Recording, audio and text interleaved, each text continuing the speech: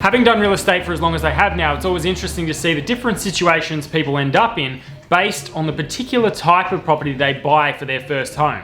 In today's video, I'm going to be covering what I believe to be the best type of property that you can get for your first home to put you in the best financial situation when you're looking for your second home.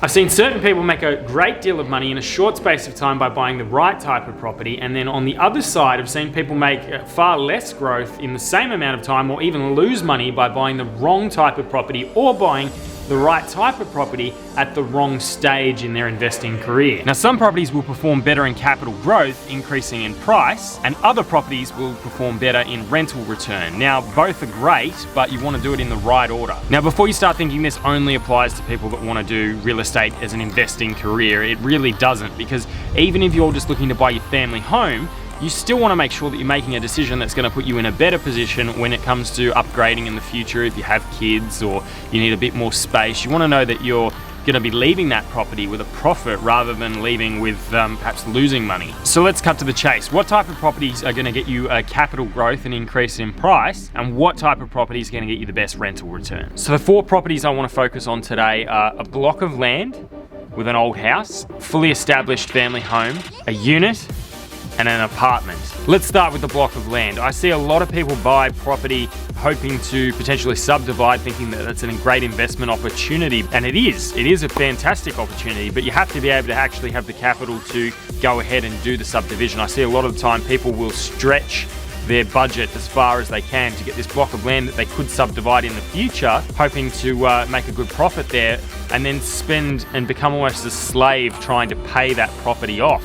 And then you've got apartments. Now, people love apartments because they're low maintenance, so there's a lifestyle there. At the same time, you can get into better suburbs than you probably could afford otherwise, and it seems like a great first option because of the price point that you buy in at. The issue with an apartment is that it doesn't take up a large component of land, so when another apartment building starts getting constructed and there might be 50 or 60 apartments in that one particular building, all of a sudden there needs to be 50 or 60 more buyers in that price point just for the price to stay at the level that it already is, let alone go up in value. Conversely, with a house, there's no more land that's being created in that area once it's all been built out, so it holds value a lot better. And now we've got a unit and a house. Now, both houses and units will get great capital growth because they're established properties that many people want to live in and buy. How you decide between this is a combination of how much budget you've got to spend, also, how much room you need as a family if you're looking at it from a family perspective. However, if you're looking at it from a rental perspective, you're probably going to get a better rental return for the unit than you will for the house versus the amount of money that you have to pay to secure that asset. So that's all your options, but what's the actual strategy that I'd recommend? Great question. I'm glad you asked. Depending if you're going to move in or rent the property, if you're going to move in, I'd go for the house. If you're going to rent the property out, I'd go for the unit or townhouse. Then I would use the equity gained from the capital growth to either keep the first property rented out and leverage yourself into the second property, or sell that first property and go for that block of land that we were talking about earlier on and potentially take on a development, just depending how much risk you're wanting to take on. And that's what I believe is the best options when purchasing your first home and what type of property you should be focusing on. If you enjoyed this, make sure to subscribe, and I'll see you on the next video. I'm trying to cross my legs at the moment. Yes? Not you. Go back back again. Have another look. Other Andrew. It's not what it looks like. After you.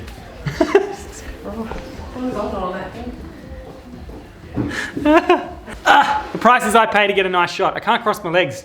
I'm too old. Busy and you don't know what to do. Did you need me to move that to or something? No, I'll leave him on his... Oh yeah, that's probably why he left it. Do you know how to drive that thing? Yes. It's fucking scary.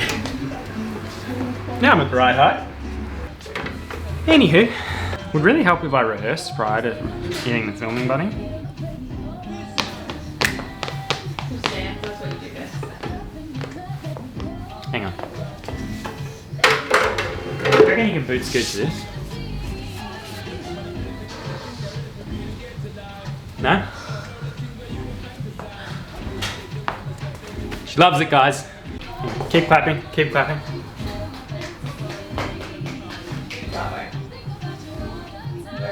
I'd like to thank the Academy, everyone watching at home, Emma specifically for sitting behind the camera. Let's say hi to Emma. Oh, come on, don't. No. The people of the vlog love your input. No, they don't. Leave me out. You guys love her input, don't you? I'm holding like, let's actually just show all the viewers at home. This is possibly the biggest selfie stick I've ever seen. Paradise, I'm addicted to you because you know that you're toxic. Pay attention to me, Emma. I think I'm ready now. I'm a pain in the ass.